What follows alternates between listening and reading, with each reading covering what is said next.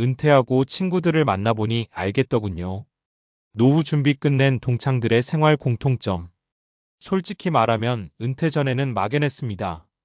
언젠가는 준비해야지, 연금도 있고 어떻게든 되겠지 하면서요.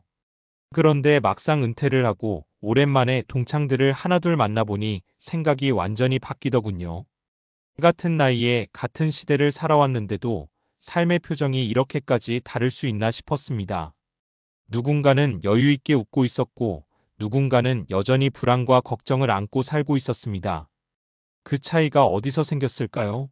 운일까요? 직업일까요? 아니면 단순히 돈에 많고 적음일까요? 여러 번 만나고 이야기를 나누다 보니 의외로 공통된 패턴이 보이기 시작했습니다. 노후 준비를 잘한 사람들에게는 분명히 비슷한 습관과 태도가 있었습니다. 거창한 비밀이라기보다 오히려 누구나 알지만 꾸준히 실천하기 어려운 것들이었습니다. 오늘은 그 이야기를 조금 풀어보려고 합니다. 친구들의 실제 사례를 통해서 은퇴 후 삶이 어떻게 달라지는지, 그리고 우리가 지금 무엇을 준비해야 하는지를 편하게 이야기해 보겠습니다. 1. 돈이 아니라 현금 흐름을 준비한 사람들. 많은 사람들이 노후 준비라고 하면 얼마를 모았느냐를 먼저 떠올립니다. 그런데 잘 준비된 친구들을 보면 공통적으로 얼마가 있다보다 매달 어떻게 들어온다를 훨씬 중요하게 생각하더군요. 제 친구 중에 영수라는 친구가 있습니다. 직장 다닐 때 엄청 부자는 아니었어요. 그런데 은퇴하고 나서 만났더니 표정이 아주 편안합니다. 이유를 물어보니 딱 한마디 하더군요. 나는 매달 들어오는 게 끊기지 않게 만들어놨어. 국민연금, 개인연금, 소형 오피스텔 임대료, 그리고 소소한 배당금까지. 각각 금액은 크지 않지만 여러 개를 합치니까 매달 생활비가 안정적으로 충당되는 구조를 만들어놨다는 겁니다. 반면에 또 다른 친구는 퇴직금과 모아둔 돈이 꽤 컸습니다. 그런데도 늘 불안해했어요. 왜냐하면 언젠가는 줄어드는 돈이었기 때문입니다. 큰 돈을 갖고 있어도 매달 빠져나가기만 하면 심리적으로 계속 쪼들리게 되더라고요. 여기서 느낀 건 하나였습니다. 노후 준비는 목돈 게임이 아니라 흐름 게임이라는 것. 큰 돈보다 중요한 건 작은 돈이라도 꾸준히 들어오는 구조를 만드는 것. 이 차이가 은퇴 후 삶의 안정감을 완전히 바꿔놓습니다. 2. 일을 완전히 끊지 않은 사람들. 또 하나 흥미로웠던 공통점이 있습니다.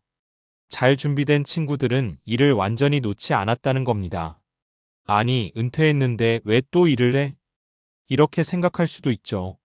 저도 그랬습니다. 그런데 실제로 만나보니 이건 생계의 문제가 아니라 삶의 리듬의 문제였습니다.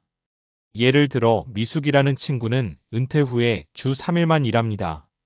예전 직업을 살려서 컨설팅 비슷한 일을 하는데 수입은 예전의 절반도 안 된다고 합니다. 그런데 본인은 오히려 지금이 더 좋다고 하더군요. 돈 때문이 아니라 내가 아직 쓸모 있는 사람이라는 느낌이 들어서 좋아. 이 말이 꽤 오래 남았습니다. 반대로 일을 완전히 끄는 친구 중에는 초반에는 좋다가 시간이 갈수록 무기력해지는 경우가 많았습니다. 하루가 길고 할 일이 없고 결국 소비만 늘어나고요. 결국 잘 준비된 사람들은 완전 은퇴가 아니라 부드러운 은퇴를 선택했습니다. 수입이 크지 않아도 괜찮습니다. 중요한 건 사회와 연결되어 있다는 느낌, 그리고 스스로의 역할이 있다는 감각입니다. 이게 정신적인 안정뿐 아니라 결과적으로 경제적인 안정에도 큰 도움이 됩니다. 3. 돈보다 먼저 생활 수준을 설계한 사람들. 세 번째로 느낀 건 이 부분이었습니다. 잘 준비된 친구들은 돈을 맞춘 게 아니라 생활을 먼저 맞췄다는 것. 쉽게 말해서 내가 얼마 있냐가 아니라 나는 얼마로 살 거냐를 먼저 정해놓은 사람들이었습니다. 제 친구 중에 정호라는 친구가 있습니다. 이 친구는 은퇴 전에 집을 조금 줄였습니다. 큰 아파트에서 작은 집으로 옮겼고 차도 한 단계 낮췄습니다. 그때는 주변에서 다들 아깝다고 했죠. 그런데 은퇴 후에 보니 이 친구가 제일 편안합니다. 나는 이미 줄여놓고 시작했어. 그래서 지금은 유지하기만 하면 돼. 이 말이 핵심이었습니다. 반면에 생활 수준을 줄이지 못한 친구들은 은퇴 후에도 계속 같은 소비를 유지하려고 하다 보니 자산이 빠르게 줄어들고 스트레스가 커졌습니다.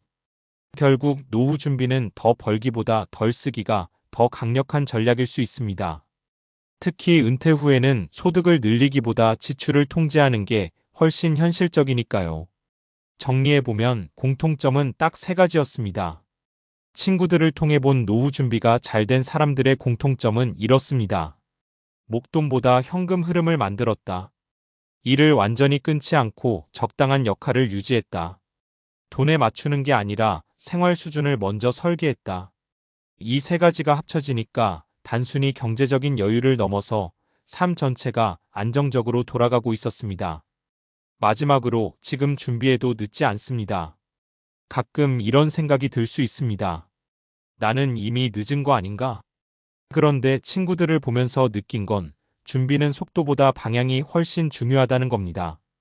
지금이라도 작은 현금 흐름 하나 만들기, 완전히 놓지 않을 수 있는 일 고민해보기, 생활비 구조 점검해보기. 이 세 가지만 시작해도 몇 년 뒤의 삶은 분명히 달라질 겁니다. 은퇴는 끝이 아니라 또 다른 시작이니까요. 그리고 그 시작은 생각보다 준비한 만큼만 편안해집니다.